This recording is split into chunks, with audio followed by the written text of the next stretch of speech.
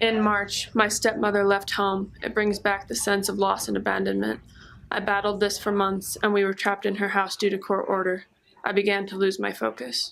High school helped me. I had a very deep loss in high school. My mother died, and a good friend of mine was actually killed by his own father in high school. I think I experienced the same sense of loss and sort of pointlessness in high school. This happened from sophomore to senior year.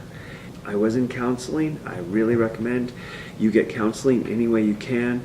I did talk to counselors at the high school. A couple of teachers, my typing teacher and my science teacher, were very, very good people I could go to, and I just unloaded on them. And I think for you, I think a good thing is if you're feeling stressed, telling your teachers in a sort of private way what's happening on a day-to-day basis, or just telling them that you may be in a weird place that day is the best thing you can do, and maybe they can take some of that pressure off you. I also recommend exercise. I rode a bike. I didn't have a driver's license, so I got a lot of exercise, and I think that really helped. I had time to think, and even if it's just taking walks, and sometimes it's good to be with yourself or take a walk with a friend. So I think being honest with those people around you and seeing how much you can connect with people is my best advice, because that's what got me through. Hierarchy and social groups and cliques play a big role in my life. It's hard to differentiate between my real friends and those who don't really care about me, just about seeming popular. Too many high schoolers value fake friendships that aren't really meaningful or fulfilling.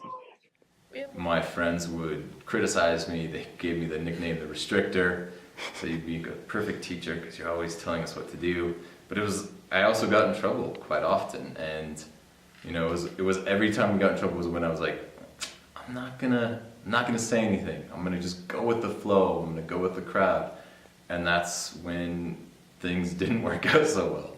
And it's similar to the future. If you just own your own voice and you own your own actions, then it's easier to just feel confident and not feel like you have to go along with the crowd. If you're just true to yourself and you contemplate your decisions and then you own those decisions, even if you make mistakes, and you just say, yeah, I blew it.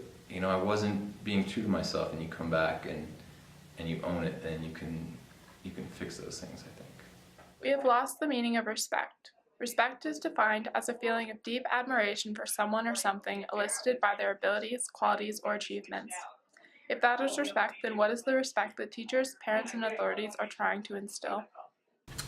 The advice I might give this student would be to be like Emma.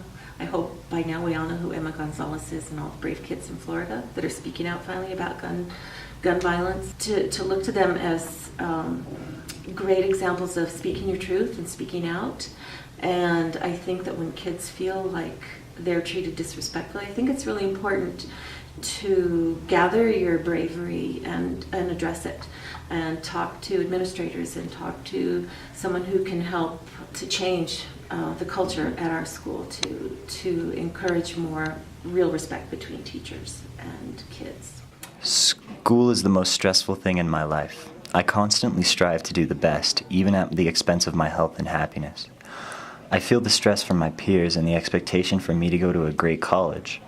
My parents tell me that my best is okay and that they are very supportive, but at most times I disregard that, and it's a constant stress that might never go away. I'm trying to relax about it more. We go through these periods of high stress and then less stress or lower stress, and especially important during those periods of high stress is to create breaks for yourself. And those breaks can come in the form of, if you're into video gaming, take 30 minutes of video gaming after you've done an hour of studying. It's about balance, and I think some of our students get overwhelmed because they don't ever take a break. It's how you manage that stress. And I think, again, one of the healthiest ways to do it is to find ways of breaking it into chunks, digestible 30-minute to an hour chunks of time, finding a way to still get adequate amount of sleep, 6 hours minimum, preferably 7 or 8, and making sure that you don't give up your passions. If you do not make time for it, you'll be upset, you'll be angry, you'll be frustrated, and you won't be able to give your best. But when you break it up, I think your best is within your reach.